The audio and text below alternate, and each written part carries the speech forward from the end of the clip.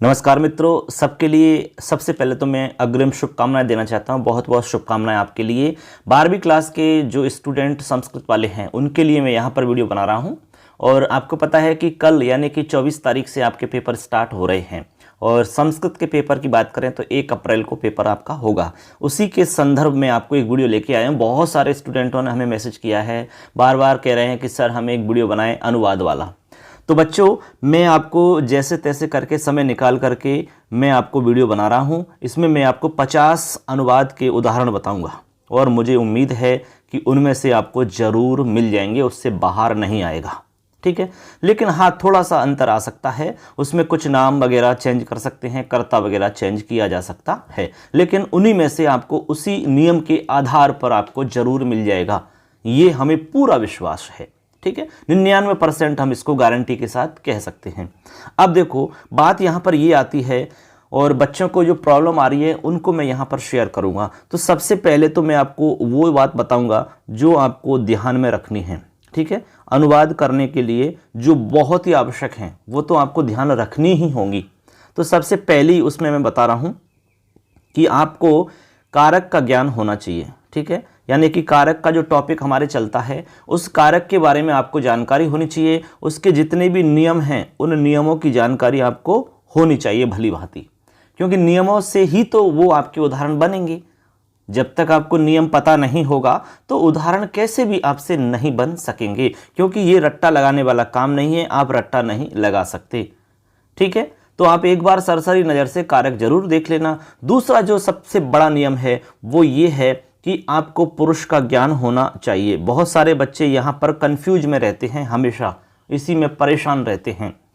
पुरुष का ज्ञान का मतलब है कि कहाँ पर हमें प्रथम पुरुष लगाना है, कहाँ पर हमें उत्तम पुरुष लगाना है, कहाँ पर हमें मध्यम पुरुष लगाना है, और फिर कहाँ पर क्रिया लगानी है, मतलब किस तरह की क्रिया लगानी है, एक वचन कब आएगा, बहुवचन कब आएगा, ये सारी चीज़ आपको समझ में आनी चाहिए।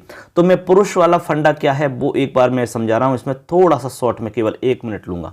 तो फ्रेंड्स, मैं आपको थोड़ा सा इसमें एक उदाहरण दे के बता रहा हूँ कि आपको कौन सी बात ध्यान में रखनी होगी। ठीक है, जिससे कि आपका वाक्य सही हो जाएगा। वैसे जो मैं बात बता रहा हूँ वो बहुत ही छोटी बात है, पुरुष की बात बता रहा हूँ मैं। पुरुष की जानकारी आपको सही से होनी चाहिए, तभी जाकर के आपके वाक्य सही होंगे। दूसरा मैं आपको बता चुका हूं कि भाई कारक का ज्ञान होना चाहिए, इससे अपना काम चल जाएगा। इसके अलावा जो मेन इंपॉर्टेंट है वो तो है ही खैर कि आपको शब्द रूप आना चाहिए और धातु रूप आपको आना चाहिए। ठीक है, ये आपकी 4 चीज मान लो आप। इनके अलावा और कोई आप ध्यान नहीं रखोगे तब भी आपका वाक्य सही हो जाएगा। ठीक है, तो मैं यहां पर एक उदाहरण ले रहा हूं, जैसे कि राम है गच्छति। ठीक है, अब यहां पर देखिए कोई भी वाक्य आपका आएगा तो ये 2 चीज तो जरूर आएंगे। ये कर्ता है आपका, ये क्रिया है, ये सेम होनी चाहिए। इस बात को आपको अच्छे से दिमाग में फिट कर लेना है, यानी कि ये सेम हो, एक एक है, ये सेम है, कर्ता और क्रिया भी सेम है। दोनों सेम है तो आपका वाक्य बिल्कुल सही है, और सेम नहीं है तो वाक्य गलत है। ये पहचान है आपकी। गणित मान लो, एक तरीका से टेस्ट कर सकते हैं कि वाक्य सही है कि गलत है।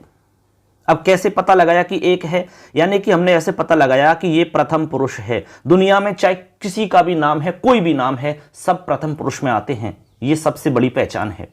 ठीक है, और जैसे तुम हो, तुम हमेशा मध्यम पुरुष में आते हो, इस बात को ध्यान में रख लेना। कैसे? तुम का मतलब, जैसे हमने कहा कि दुनिया में कोई भी है, चाहे जैसे कि तुम है, तुमको हम त्वम कहते हैं संस्कृत में, त्वम है, और तुम दोनों हो तो युवाम कहते हैं, और तुम सबको हम यूयम कहते हैं कि नहीं? ऐसे तो तुम तो जो हो वो हमेशा मध्यम रहते हो, यानी तुम हमेशा मध्यम पुरुष हो, इस बात को अच्छे से समझ लेना। और मैं जो हूं अहम, वो मैं उत्तम पुरुष हूं।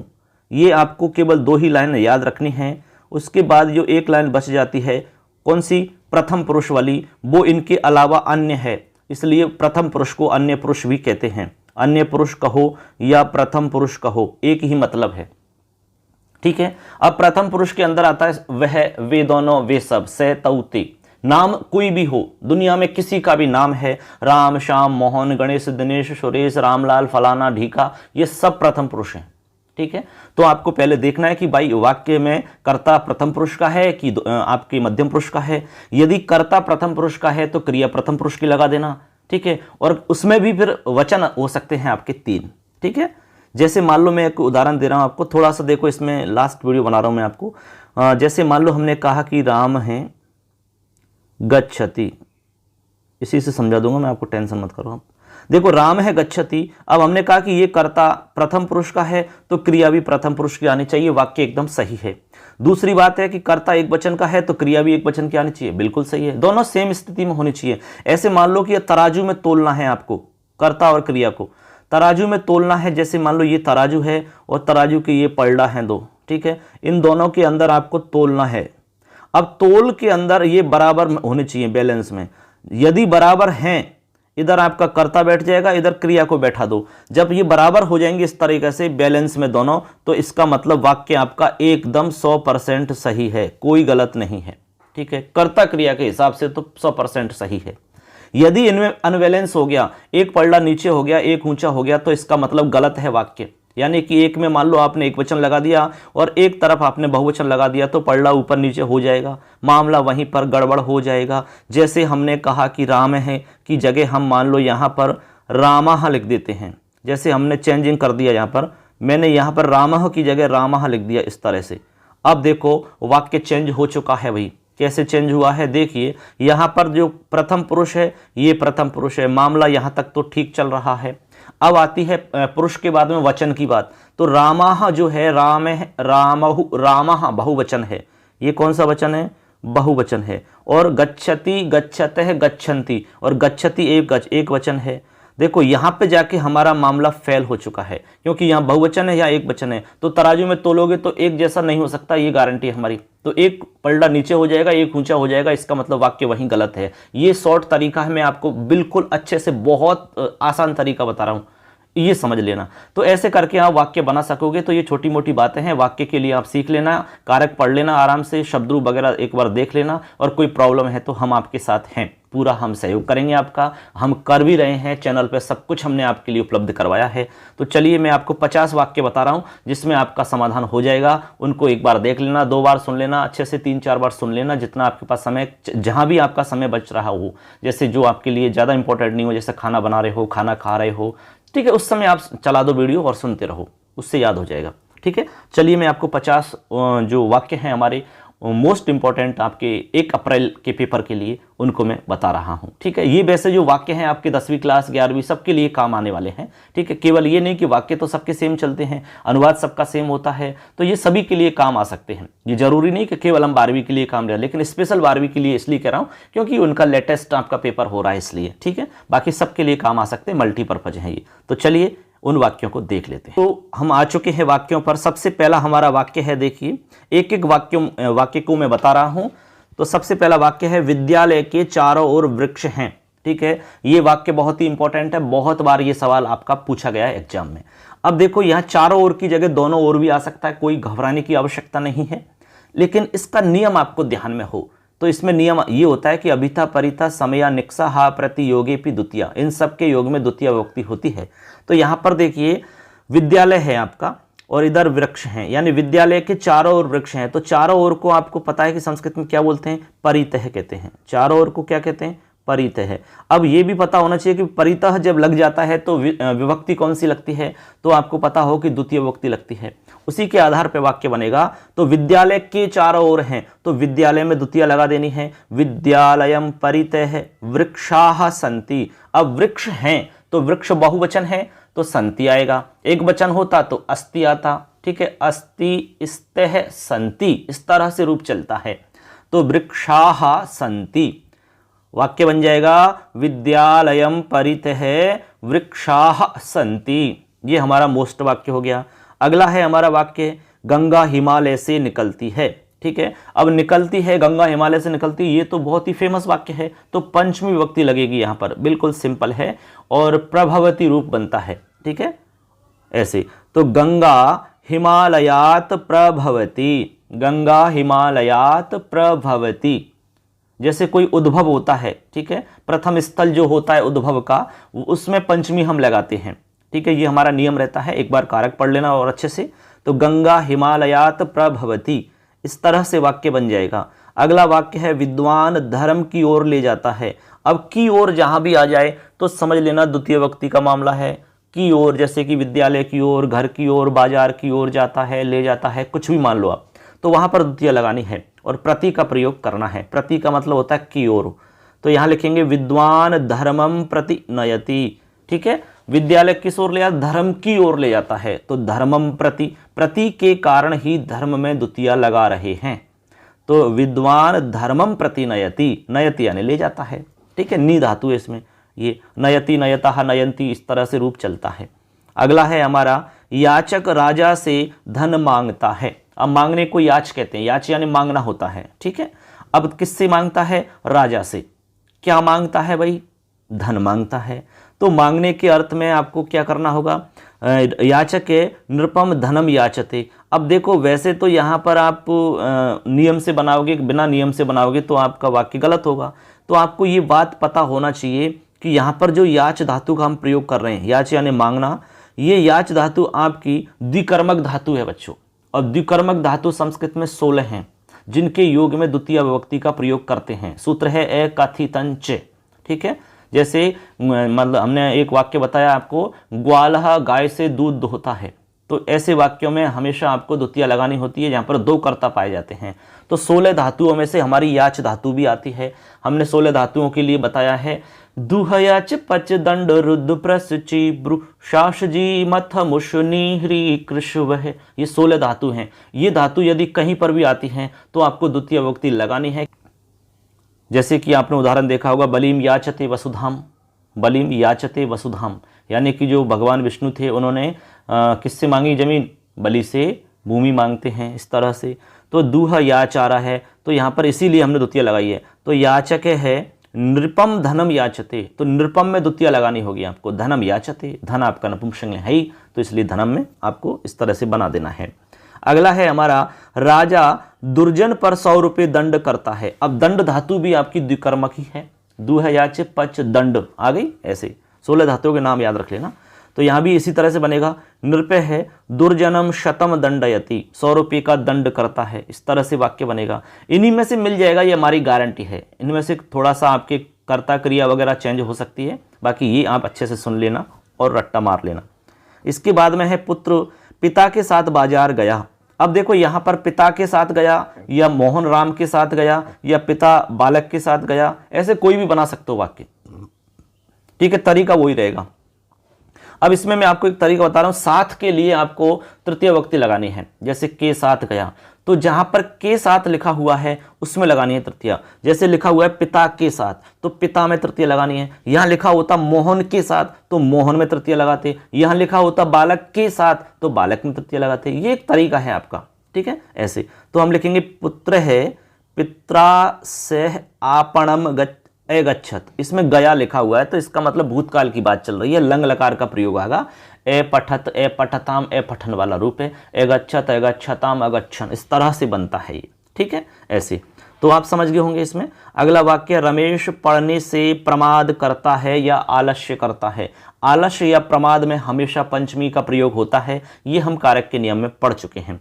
तो रमेश है किससे करता है, पढ़ने से, तो पठनात् प्रमाद्यति, प्रमाद करता है। प्रमाद का मतलब आलस्य होता है। ठीक है, इस तरह से आपको वाक्य समझ लेना है। अगला वाक्य, राजा निर्धनों को धन देता है। अब देने के अर्थ में हमेशा चतुर्थी होती है। अब यहाँ पर किसको दे रहा है, निर्धन को। तो निर्धन एक नहीं है भाई, बहुत सारे हैं, तो बहुवचन का प्रयोग आएगा चतुर्थी में। तो जैसे राम का बोल के देख लो, रामाय रामाभ्याम रामेभ्य, तो निर्धनाय निर्धनाभ्याम निर्धनेभ्य। तो यहाँ पर लिखोगे राजा निर्धनेभ्य धनम ददाति, राजा निर्धनेभ्य धनम ददाति, राजा गरीबों के लिए धन देता है। इस तरह से वाक्य बन जाएगा। अगला है, विद्या सत्य से शोभित होती है, यानी सत्य से शोभित होती है, तो आपको यहाँ पर तृतीय विभक्ति लगानी होगी। विद्या सत्येन शोभते, सत्य से क्या होती है, सुशोभित होती है। सत्य से तो सत्येन तृतीय का रूप आ जाएगा। आगे है हमारा, राजा सिंहासन पर बैठता है। अब सिंहासन पर बैठता है, इसके लिए सूत्र है अधिसिंह स्थाशाम कर्म। ठीक है, तो यहाँ पर भी द्वितीय विभक्ति होती है। तो सिंहासन पर है तो सिंहासन में द्वितीय, नृपः सिंहासनम अधितिष्ठति, इस तरह से बन जाएगा। ठीक है, ऐसे हम थोड़ा एक एक वाक्य को बताएंगे। तो हम चाहते हैं कि एक बार इन वाक्यों को आप पूरे को देख लें और सुन लें, आपको याद हो जाएंगे और ये बहुत ही कमाल के हैं, बहुत मेहनत से हमें आपको ये तैयार करके हम दे रहे हैं यहाँ पर। ठीक है, अगला है हमारा वाक्य, वह मेरे साथ बाजार जाएगा। अब जाएगा आपका भविष्य काल का रूप है, लृट लकार का प्रयोग होगा, जैसे पठिष्यति होता है गमिष्यति बनेगा। तो से है मया से है, हमने कहा कि से के योग में हमेशा तृतीया होती है, तो से है मया, यानी मया से आपणम गमिष्यति, मया से मेरे साथ। ठीक है, तो आपको लगाना है मया। अब मया अस्मद का रूप है, जैसे अहम आवाम वयम, माम आवाम अस्मान, मया आवाभ्यम अस्मा भी, बस रूपों का ही तो खेल है सारा कुछ। अगला है सज्जन सदैव हित करते हैं, तो सज्जना बहुवचन है, सज्जन सदा हितम कुर्वन्ति। अब क्री धातु है, ठीक है, क्री धातु का रूप चलता है करोति कुरुतः कुर्वन्ति, करोषि कुरुत है, कुरुत करोमि कुर्वः कुर्मः। इस तरह से आपको रूप ध्यान रखने होंगे, इस तरह से बन जाएगा। अगला है, इसमें हमारा उदाहरण है, देखिए, हम सब भारत देश की रक्षा करें, हम सब भारत देश की रक्षा करें। अब इसमें क्या है आपको करें, तो इसमें हम लिखेंगे वयम, वयम यानी हम सब होता है, उत्तम पुरुष की बात है, भारत देशम रक्षे में। ठीक है, भारत देशम रक्षे में यानी भारत देश को हम रक्षित करें या भारत देश की रक्षा करें, इस तरह से ही हमारा सेंस है यहाँ पर। तो इस तरह से आपको वाक्य बना देना है। अगला है मूर्ख को धिक्कार है, धिक्कार यानी धिक, हम धिक का प्रयोग करते हैं और धिक के योग में हमेशा ही द्वितीय व्यक्ति लगती है, जैसे कि हमने कहा दुर्जन को धिक्कार है, नास्तिक को धिक्कार है, मूर्ख को धिक्कार है, तो मूर्खम धिक, दुर्जन होता दुर्जनम धिक, दुष्ट होता दुष्टम धिक, नास्तिक होता तो नास्तिकम धिक, इस तरह से आप बना देते। ठीक है, अगला वाक्य है, देखिए 15 नंबर पे, यह मेरे पिता का घर है। अब यह मेरे पिता का घर है, संबंध की बात है, संबंध में हमेशा षष्ठी विभक्ति लगेगी, जैसे मेरी किताब है, मेरा घर है, मेरा स्कूल है, मेरा देश है, मेरा विद्यालय, मेरा बेटा, ऐसे तो मम आएगा। तो यहाँ पर आएगा इदम मम पितुहु गृहमस्ति। ठीक है, ये इदम जो है ये विशेषण है आपका, जैसे हम कहते हैं कि मेरा घर है तो मम गृहमस्ति आता। अब मेरे पिता का है तो मम पितु गृहमस्ति, तो पितु यहाँ पर षष्ठी का रूप है। ठीक है, पितुहु रूप बनता है, पितृ शब्द का पितु बनता है, तो इदम मम पितुहु गृहमस्ति, यह मेरे पिता का घर है, इस तरह से वाक्य बन जाएगा। अगला वाक्य है, सज्जन स्वभाव से सरल होता है। किससे? स्वभाव से, तो स्वभाव यानी प्रकृति है, सज्जन है, प्रकृत्याः सरल है भवति, प्रकृति से सरल होते हैं, तो प्रकृत्याः सरल। ठीक है, अगला है हमारा, बल से बुद्धि श्रेष्ठ है, तो बलात्, पंचमी लगा रहे हैं, बलात् बुद्धि ही गरीयसी, गरीयसी का मतलब महान या श्रेष्ठ होता है, जैसे जननी जन्म भूमिश्च स्वर्गादपि गरीयसी आता है, तो बलात् बुद्धि ही गरीयसी वाक्य आपका सही बन जाएगा। अगला है, मन सत्य से पवित्र होता है। किससे होता है? सत्य से, तो सत्येन आपको लिखना होगा, तृतीया का रूप है, मन है सत्येन पवित्रम भवति, भवति यानी होता है, इस तरह से वाक्य बन जाएगा। ठीक है, मैं डिटेल से पूरी व्याख्या के साथ में एक एक वाक्य को बताऊंगा तो बहुत लंबा वीडियो हो जाएगा, इसलिए मैं डायरेक्ट शॉर्ट में बता रहा हूँ, ये केवल आपकी सुविधा के लिए बता रहा हूँ मैं। ठीक है, ऐसे, क्योंकि ऑलरेडी मैं सब कुछ पढ़ा चुका हूँ आपको, केवल रिवीजन के तौर पे बच्चों ने डिमांड की इसलिए बता रहा हूँ। शिकारी बाण से व्याघ्र को मारता है। ठीक है, व्याघ्र को मारता है बाण से, तो बाण है तो आपकी कर्ण का काम करेगी, तो यहाँ तृतीया का लगा देना है। व्याध है बाणेन व्याघ्रम हंति। ठीक है, हन धातु है, हंति हता घनंति रूप चलता है, इस तरह से बन जाएगा, तो व्याध है बाणेन व्याघ्रम हंति, ऐसे वाक्य बन जाएगा। अगला है, वृक्ष से पत्ता गिरता है, बहुत ही फेमस और मोस्ट उदाहरण है, वृक्ष से पत्ता गिरता है। अब यहाँ पर दो तरह से सवाल बन सकते हैं आपके, एक तो वृक्ष से पत्ता गिरता है, एक वचन वाला हुआ, बहुवचन में भी पूछा जा सकता है वृक्ष से पत्ते गिरते हैं, दोनों वाक्य अलग अलग बनेंगे। तो एक वचन का बनेगा वृक्षात पत्रम पतति, एक पत्ता है तो पतति आएगा, बहुत सारे पत्ते होते तो पत्राणि आता और पतंती आता, यानी पत्राणि पतंती बहुवचन होता तब, और एक वचन है तो पत्रम पतति, दो तरह से वाक्य आ सकता है। अगला है, बालक को लड्डू अच्छा लगता, बहुत ही फेमस मोस्ट उदाहरण है। क्या अच्छा लगता? लड्डू, तो बालक को मोदक, रुच धातु के योग में हमेशा चतुर्थी होती है, ये आपको पता होगा, तो बालकाय मोदकम रोचते रूप बन जाएगा। अब यहाँ पर बालक की जगह कोई दूसरा नाम आ सकता है, लड्डू की जगह मोदक की जगह दूध वगैरह कुछ भी आ सकता है, और ठीक है, लेकिन रोचते सेम चलेगा, ये आत्मनेपद का रूप है, रोचते रोचेते रोचनते, इस तरह से रूप चलता है। ठीक है, तो बालकाय मोदकम रोचते, बालकाय दुग्धम रोचते, बालकाय रसगोलकम रोचते, इस तरह रसगुल्ला। अगला है, मैं असत्य नहीं बोलता हूँ, सिंपल वाक्य है एकदम आपका लट लकार वाला, तो अहम असत्यम न वदामि, वदामी यानी बोलता हूँ, ने यानी नहीं, असत्यम यानी असत्य, अहम यानी मैं। ठीक है, अहम आपका उत्तम पुरुष का एक वचन है, तो वदामी आपको उत्तम पुरुष एक वचन का ही लगाना था, तो बिल्कुल सही है। इसके बाद में है वह कल जयपुर गया। ये जयपुर दो बार आगे, कोई बात नहीं। वह कल जयपुर गया, तो गया इसका मतलब हो गया कि भूतकाल की बात है। ठीक है, लंग लकार का प्रयोग हो रहा है, तो से हयः, हया का मतलब होता है बीता हुआ कल। कहाँ गया? जयपुरम ए गच्छत, ए गच्छत बनता है ना, ए पठत, ए पठताम, ए पठन, इस तरह से। ठीक है, तो से यानी वह हया जयपुरम ए गच्छत, वह कल जयपुर गया। आगे है यह किसकी पुस्तक है। ठीक है, पुस्तक का विशेषण है कस्य, यानी किसकी का मतलब आएगा कस्य, यानी किम का रूप आएगा इसमें, के कौके वाला। तो इदम कस्य पुस्तकम अस्ति, इदम यानी यह नपुंसकलिंग में, कस्य यानी किसकी या किसका, पुस्तकम यानी पुस्तक, अस्ति यानी है, यह किसकी पुस्तक है। या हम कहते हैं इदम कस्य गृहम अस्ति, यह किसका घर है, ऐसे हम पूछ सकते हैं इसमें। अगला है छात्र शिक्षक से व्याकरण पढ़ता है। अब शिक्षक से पढ़ता है, गुरु से पढ़ता है, उपाध्याय से पढ़ता है, ऐसे वाक्यों में हमेशा आपको पंचमी विभक्ति लगाती है जिससे पढ़ता है। तो यहाँ पर छात्र शिक्षकात व्याकरणम पठति, इस तरह से आप वाक्य बनाओगे। ठीक है, गुरु जी से होता तो यहाँ पर गुरु हो आता, गुरु में पंचमी लगाते, उपाध्याय होता तो उपाध्याय में पंचमी लगाते, आचार्य होता तो आचार्य में पंचमी लगाते, जिससे भी पढ़ रहे हो, कुछ भी पढ़ रहे हो, वहाँ पंचमी लगती है आपको। तो छात्र शिक्षकात व्याकरणम पठति, इस तरह से वाक्य बनेगा। अगला है आपका इस जंगल में पहले एक सिंह रहता था, भूतकाल की बात है। ठीक है, और इस जंगल में, तो इसके लिए आएगा अस्मिन। ठीक है, अस्मिन वने, इस जंगल में, सप्तमी का प्रयोग करेंगे हम क्योंकि में आ रहा है। ठीक है, इस जंगल में पहले पूरा, तो पूरा अस्मिन वने। ठीक है, सिंह निवसति स्म, निवसति, अब स्म लगाते ही आपका भूतकाल का अर्थ चला जाता है, स्म लगाते ही, तो स्म का प्रयोग कर सकते हो, या फिर आप डायरेक्ट भूतकाल का प्रयोग कर सकते हो, लंग लकार वाला, दोनों से वाक्य बन जाते हैं। ठीक है, ऐसे। आगे देखिए अगला वाक्य बहुत ही फेमस वाक्य और मोस्ट है, वह कानों से बहरा है।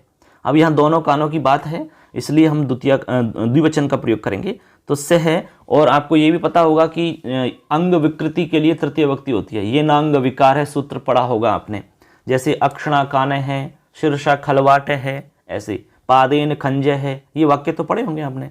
तो यहाँ पर आए कर्णाभ्याम बधिर है, से है कर्णाभ्याम बधिर है, वैसे कर्णेन बधिरे भी बन सकता है, एक कान से बहरा है तो, क्योंकि एक वचन लगाएंगे फिर हम।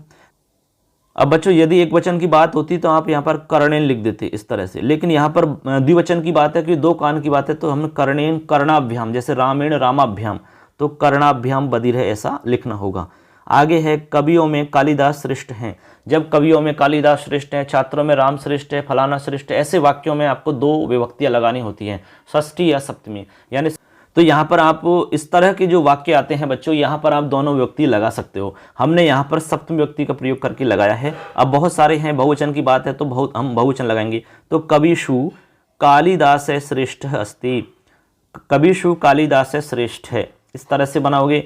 और षष्ठी लगाओगे तो कवि नाम बन जाएगा, कवि नाम कालिदास श्रेष्ठ है, इस तरह से भी बना सकते थे। ठीक है, आगे चलिए। अगला हमारा वाक्य है, देखिए 29 नंबर पे हम चल रहे हैं।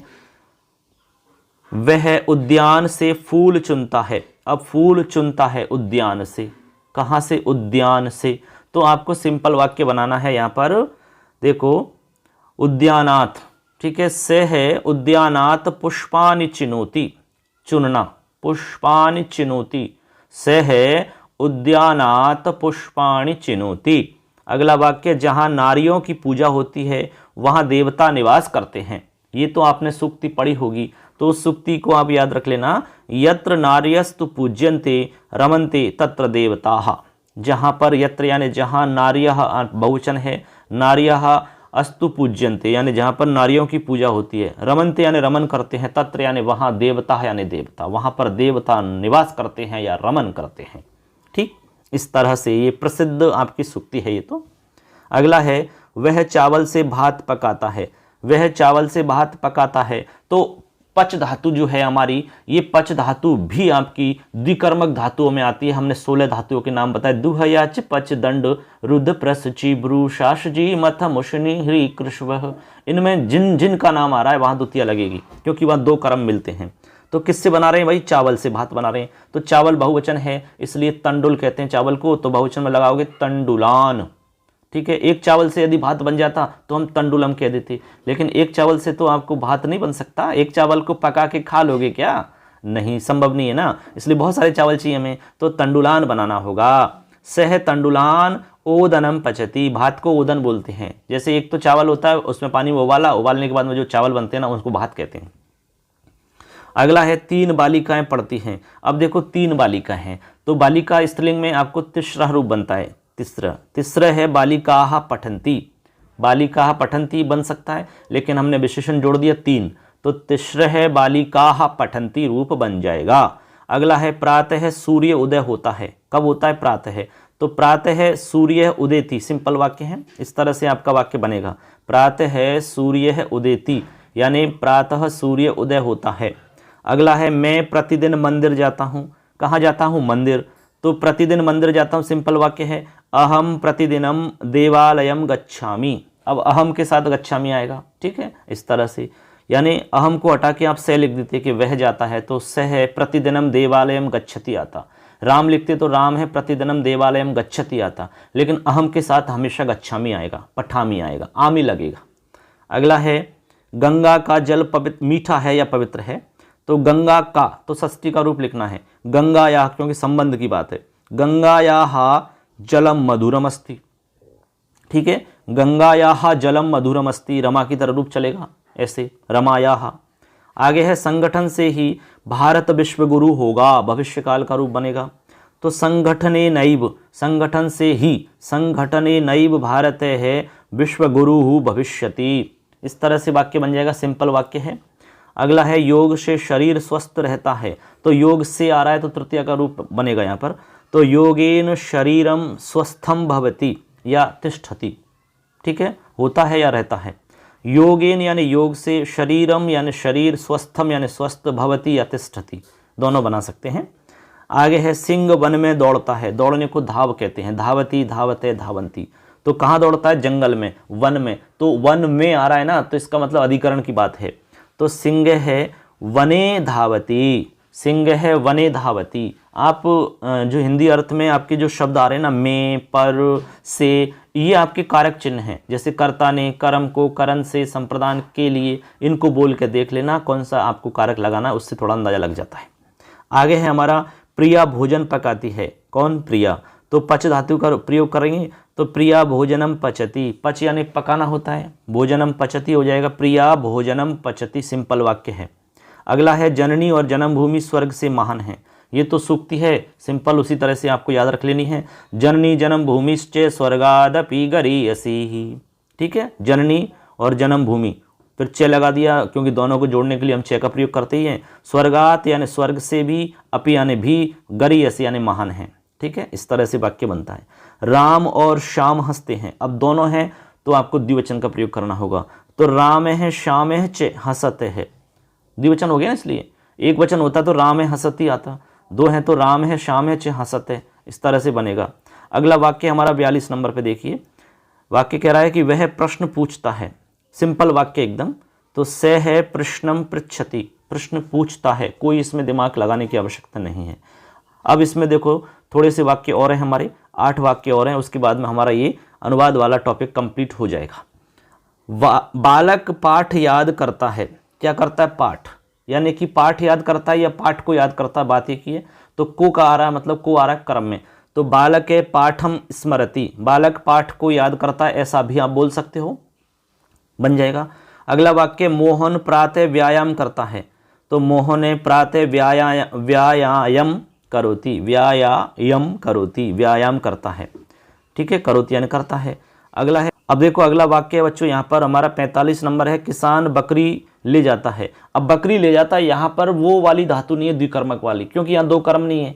तो हम यदि बोलते हैं कि किसान गांव को बकरी ले जाता है, तब 2 कर्म हो जाते हैं यहाँ पर, लेकिन यहाँ तो सिंपल है, एक ही कर्म है, तो आपको सिंपल वाक्य की तरह ही बनाना होगा, वो वाला नियम यहाँ नहीं लगेगा। तो कृषक है अजाम नयति, अजाम यानी बकरी को, नयत यानी ले जाता है, सिंपल। ठीक है, ऐसे। आगे है मैं दूध पीता हूँ, सिंपल वाक्य है। अहम दुग्धम पिबामी, इस तरह के भी वाक्य आपसे पूछे जाएंगे।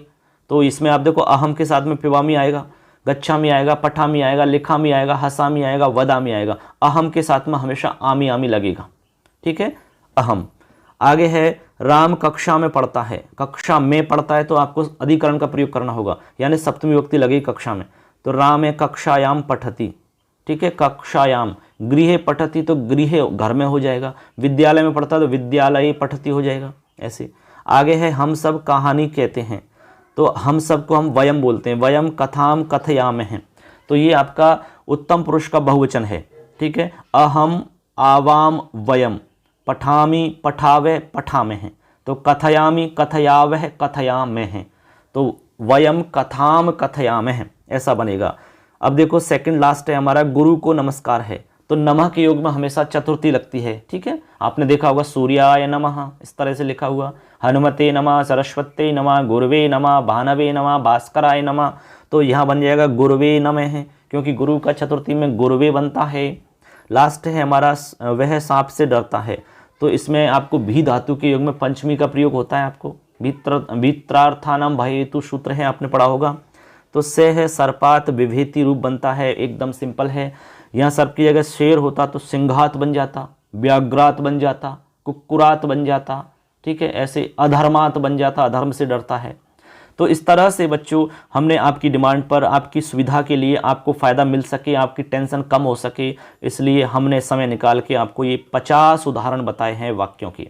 और हमें पूरा विश्वास है, पूरी उम्मीद है हमें कि इनमें से आपको ज़रूर मिल जाएंगे। ठीक है, चेंजिंग थोड़ी बहुत हो सकती है शब्दों की, इसमें कोई नाम वगैरह बदलाव हो सकता है, कर्ता वगैरह बदल सकते हैं, क्रिया बदल सकते हैं, लेकिन इन नियमों के आधार पर गारंटी से आपको एग्जाम में मिल जाएंगे, पेपर देने के बाद में चाहे मिला सकते हो आप। ठीक है, तो इनको अच्छे से सुन लेना, देख लेना, और फिर से आपको हम अग्रिम बधाई, बहुत बहुत शुभकामनाएं। आप अच्छे से पेपर को करें, तैयारी अच्छे से करें। अब लगभग हम आपको संपूर्ण बता चुके हैं, हमारे चैनल पर सब कुछ मैटर है, पूरा देख लो अच्छे से।